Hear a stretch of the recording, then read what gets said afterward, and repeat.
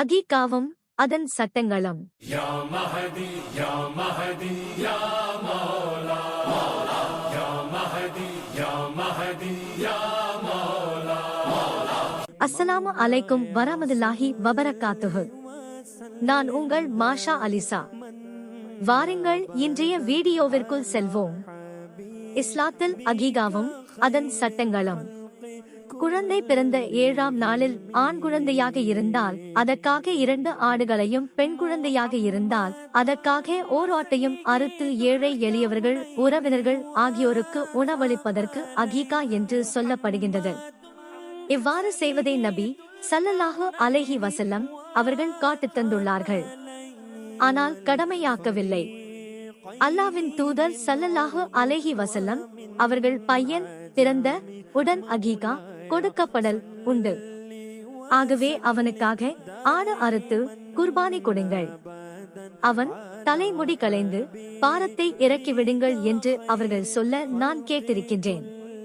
அறிவிப்பவர் சல்மான் பின் ஆமிர் ரலியல்லாஹு அன்ஹு. நூல் புகாரி 5472. எத்தனை ஆடுகள் அறுக்க வேண்டும்? நபி ஸல்லல்லாஹு அலைஹி வஸல்லம் அவர்களிடம் அகீகாவை பற்றி கேட்கப்பட்டது. அதற்கு அவர்கள் மாறு செய்வதை நான் விரும்ப மாட்டேன். யாருக்கேனும் குழந்தை பிறந்து அதற்காக அவர் ஆட்டை அறுத்து வணக்கம் புரிய விரும்பினால் அவர் ஒரே மாதிரியான 2 ஆட்டை ஆண் குழந்தைக்கும் 1 ஆட்டை பெண் குழந்தைக்கும் கொடுக்கட்டும் என்று கூறினார்கள். அறிவிப்பவர் அப்துல்லா பின் அம்ர் ரலியல்லாஹு அன்ஹு. நூல் ஆமத் 6530. விரும்புபவர் அகீகா கொடுக்கட்டும் என்று மேலுள்ள ஹதீஸில் கூறப்பட்டுள்ளது. இதன் மூலம் அகீகா கொடுப்பது கடமையில்லை, கொடுப்பது சிறந்தது என்பது அறிந்து கொள்ளலாம். ஆண் குழந்தைக்கு 1 ஆட்டை அறுத்து பலியிடுவதற்கும் ஆதாரம் உள்ளது. இதை பின்வரும் ஹதீஸ் கூறுகிறது. நபி ஸல்லல்லாஹு அலைஹி வஸல்லம் அவர்கள் ஹசனுக்கும் ஹுசைனுக்கும் ஒரு ஆட்டை அகீகாவாக தந்தார்கள். அறிவிப்பவர் இப்னு அப்பாஸ் ரலியல்லாஹு அன்ஹு. நூல் அபூதாவூத் 2458. பெற்றோருக்கு பதிலாக மற்றவர்கள் கொடுக்கலாமா? பெற்றோருக்கு பதிலாக குழந்தையின் உறவினர்கள் அகீகாவை நிறைவேற்றுவதற்கு அனுமதி உள்ளது. பெற்றோர்கள் தான் கொடுக்க வேண்டும் என்ற நிபந்தனை எதுவும் இல்லை. குழந்தைக்காக ஆடு அறுக்கப்படும் என்றுதான் நபி ஸல்லல்லாஹு அலைஹி வஸல்லம் அவர்கள் கூறினார்கள். பெற்றோர்கள் தான் அகீகா கொடுக்க வேண்டுமென்றால் குழந்தையின் பெற்றோர்கள் அறுக்க வேண்டும் என்று நபி ஸல்லல்லாஹு அலைஹி வஸல்லம் அவர்கள் கூறியிருப்பார்கள். ஒவ்வொரு குழந்தையும் அதற்கான அகீகாவுடன் பிணையாக்கப்பட்டுள்ளது. அது பிறந்த 7ஆவது நாளில் ஆட்டை அதற்காக அறுக்கப்படும். அதன் முடி களையப்பட்டு அதற்கு பெயர் சூட்டப்படும். அறிவிப்பவர் சமுரா பின் ஜுந்து ரலியல்லாஹு அன்ஹு. நூல் அபூதாவூத் 2455. மேலும் அலி ரலியல்லாஹு அன்ஹு, ஃபாதிமா ரலியல்லாஹு அன்ஹா ஆகிய இருவருக்கும் பிறந்த ஹசன் மற்றும் ஹுசைன் ரலியல்லாஹு அன்ஹு அவர்களுக்காக நபி ஸல்லல்லாஹு அலைஹி வஸல்லம் அவர்கள் அகீகா கொடுத்துள்ளார்கள். குழந்தைக்கா உறவினர் யார் வேண்டுமானாலும் அகீகா கொடுக்கலாம் என்பதை இதன் மூலம் அறியலாம். அல்லாஹ்வின் தூதர் ஸல்லல்லாஹு அலைஹி வஸல்லம் அவர்கள் ஹசன் மற்றும் ஹுசைன் ஆகிய இருவருக்காக அகீகா கொடுத்தார்கள். அறிவிப்பவர் புரைதா ரலியல்லாஹு அன்ஹு. நூல் நஸஈ 4142. அகீகா கொடுப்பவர் இறைச்சியை உண்ணலாமா? அகீகா கொடுப்பவர்கள் அறுக்கப்பட்ட பிராணியின் இறைச்சியை உண்பதற்கு எந்த தடையும் இல்லை. ஹஜ் பெருநாளன்று அறுக்கப்படும் குர்பானி பிராணியின் இறைச்சியை குர்பானி கொடுப்பவர் உண்பதற்கு நபி ஸல்லல்லாஹு அலைஹி வஸல்லம் அவர்கள் தடை விதிக்கவில்லை. குர்பானியும் அகீகாவும் இறைவனுக்கு செலுத்தப்படுகின்ற வணக்கமாக இருப்பதால் இவை 2க்கும் ஒரே வகையான சட்டம்தான். ஹஜ்ஜின் போது அறுக்கப்படுகின்ற பிராணியை அறுப்பவர்கள் தானம் உண்டு ஏழை எளியவர்களுக்கும் உண்ண கொடுக்க வேண்டும் என்று அல்லாஹ் கட்டளையிடுகின்றான். இவ்வாறே அகீகா விஷயத்திலும் நடந்து கொள்ள வேண்டும். அதை நீங்களும் உண்ணுங்கள், கஷ்டப்படும் ஏழைகளுக்கும் கொடுங்கள். அல்-குர்ஆன் பிற்பகல் 10:28. 7ஆவது நாளுக்கு பிறகு அகீகா கொடுக்கலாமா? அகீகா என்பது குழந்தை பிறந்த 7வது நாள் கொடுக்கப்பட வேண்டும் என்று ஆதாரபூர்வமான ஹதீஸ்கள் கூறுகிறது. ஆனால் சில பலகீனமான ஹதீஸ்களில் 14ஆம் நாளும் 21ஆம் நாளும் கொடுக்கலாம் என்று வந்துள்ளது. அகீகா வாகை கொடுக்கப்படும் பிராணி 7வது நாளும் 14ஆம் நாளும் 21ஆம் நாளும் அறுக்கப்படும் என்று நபி ஸல்லல்லாஹு அலைஹி வஸல்லம் அவர்கள் கூறினார்கள். அறிவிப்பவர் புரைதா ரலியல்லாஹு அன்ஹு. நூல் பைஹகி பாகம் 9 பக்கம் 303. இந்த ஹதீஸ் அல்-முஃபமுல் அவ்சத் மற்றும் அல்-முஃபமுஸ் ஸஹீஹ் போன்ற நூல்களிலும் இடம்பெற்றுள்ளது. இந்த ஹதீஸின் அறிவிப்பாளர் தொடரில் இஸ்மாயில் பின் முஸ்லிம் என்ற பலகீனமானவர் இடம்பெறுகிறார். பெற்றோர்கள் தனக்கு அகீகா கொடுக்காததால் பெரியவராக ஆன பின்பு தனக்கு தானே அகீகா கொடுக்கலாமா என்று சிலருக்கு சந்தேகம் ஏற்படுகிறது. இவ்வாறு செய்வதற்கு நபி மொழிகளில் ஆதாரம் எதுவும் இல்லை. அகீகா என்ற வணக்கம் குழந்தை பிறந்து 7வது நாள் செய்யப்பட வேண்டும் என்று நபி ஸல்லல்லாஹு அலைஹி வஸல்லம் அவர்கள் கூறியுள்ளதால் அன்றுதான் இவ்வணக்கத்தை செய்ய வேண்டும். இந்த நாளை கடந்த பிறகு கொடுத்தால் அது சாதாரண தர்மமாக ஆகும். அகீகா கொடுப்பதற்குரிய நன்மை கிடைக்காது. அகீகா கடமையில்லாத காரணத்தினால் கடமையானவைகளை பின்பு நிறைவேற்றுவதைப் போன்று இதை நிறைவேற்ற வேண்டியதில்லை. நபி ஸல்லல்லாஹு அலைஹி வஸல்லம் அவர்கள் இஸ்லாத்திற்கு வந்த பின் தனக்காகவோ அல்லது அவர்களது தோழர்களுக்காகவோ அகீகா கொடுக்கவில்லை. நபி தோழர்களும் அவ்வாறு செய்யவில்லை. எனவே இந்த புதிய வழிமுறையை நாம் ஏற்படக்கூடாது.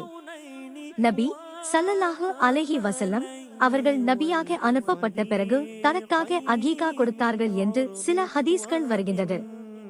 இவையனைத்தும் பலவீனமான செய்திகளாகும். பிராணியின் எலும்பை உடைக்கலாமா? அகீகா கொடுக்கப்படும் பிராணியின் எலும்பை உடைக்கக்கூடாது என்று நபி ஸல்லல்லாஹு அலைஹி வஸல்லம் அவர்கள் கூறியதாக ஒரு ஹதீஸ் உள்ளது.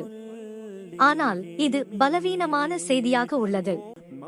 எனவே எலும்பை உடைப்பதற்கு தடையேதும் இல்லை. ஹசன் ஹுசைன் ஆகிய இருவருக்காக ஃபாத்திமா ரலியல்லாஹு அன்ஹா அவர்கள் அகீகா கொடுத்த போது நீங்களும் இதிலிருந்து உண்ணுங்கள், பிறருக்கும் உண்ணக் கொடுங்கள், இதன் எலும்பை உடைத்து விடாதீர்கள் என்று நபி ஸல்லல்லாஹு அலைஹி வஸல்லம் அவர்கள் கூறினார்கள். இந்த செய்தி இமாம் அபூதாவூத் அவர்கள் எழுதிய அல்மராசில் என்ற நூலில் பதிவு செய்யப்பட்டுள்ளது. இந்த செய்தியை முஹம்மத் பின் அலி என்பவர் அறிவிக்கிறார். இவர் நபி ஸல்லல்லாஹு அலைஹி வஸல்லம் அவர்களை சந்திக்கவில்லை. இவருக்கும் நபி ஸல்லல்லாஹு அலைஹி வஸல்லம் அவர்களுக்கும் மத்தியில் சில அறிவிப்பாளர்கள் விடப்பட்டுள்ளார்கள். எனவே இதை ஆதாரமாக கொள்ள முடியாது. பெயர் வைத்தலும் முடியையே களைதலும். அகீகா கொடுக்கும் போதே குழந்தைக்கு பெயர் வைத்து அதன் முடியை களைவது நபி வழியாகும். ஒவ்வொரு குழந்தையும் அதற்கான அகீகாவுடன் பிணையாக்கப்பட்டுள்ளது.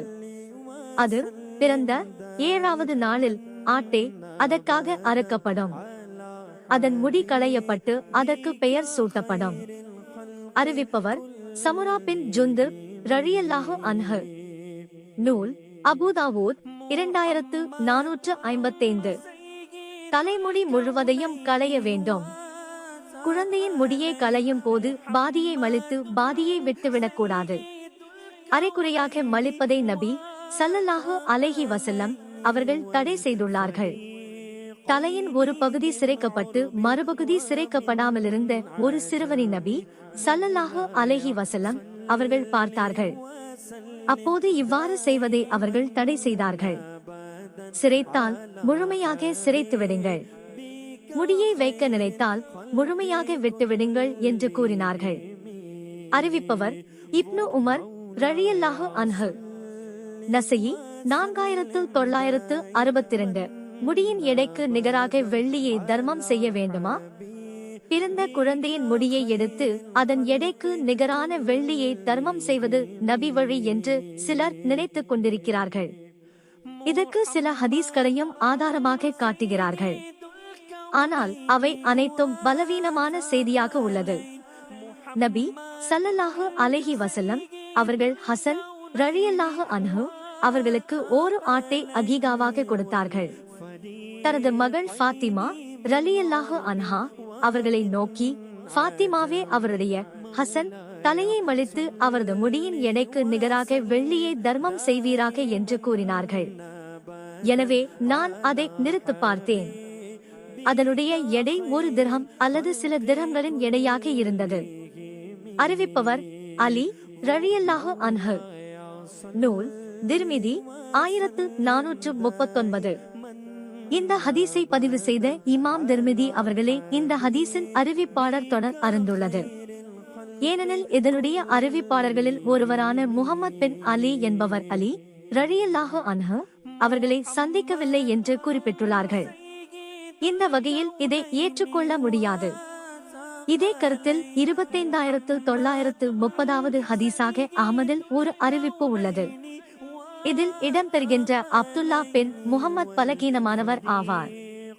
மேலும் இக்கருத்தில் ஹாகிம் இமாம் தொகுத்த முஸ்தத்ரக் என்ற நூலில் ஒரு ஹதீஸ் பதிவு செய்யப்பட்டுள்ளது. இது நம்பத்தகுந்த நபிமொழி இல்லை என்று இமாம் தஹபி அவர்கள் கூறியுள்ளார்கள். அது மட்டுமின்றி இந்த ஹதீஸின் அறிவிப்பாளர்களின் ஒருவரான அலி பின் ஹுசைன் அவர்கள் அலி ரலியல்லாஹு அன்ஹு அவர்களிடமிருந்து இந்த ஹதீஸை அறிவிக்கிறார். ஆனால் அலி பின் ஹுசைன் பிறந்த 2 வருடத்தில் அலி ரலியல்லாஹு அன்ஹு அவர்கள் மரணித்து விட்டார்கள். எனவே இது தொடர்பு அருந்து காணப்படுகிறது. இது தொடர்பாக வரும் அனைத்து செய்திகளும் ஆதாரமற்றவையாக இருப்பதால் இதை செயல்படுத்த வேண்டியதில்லை.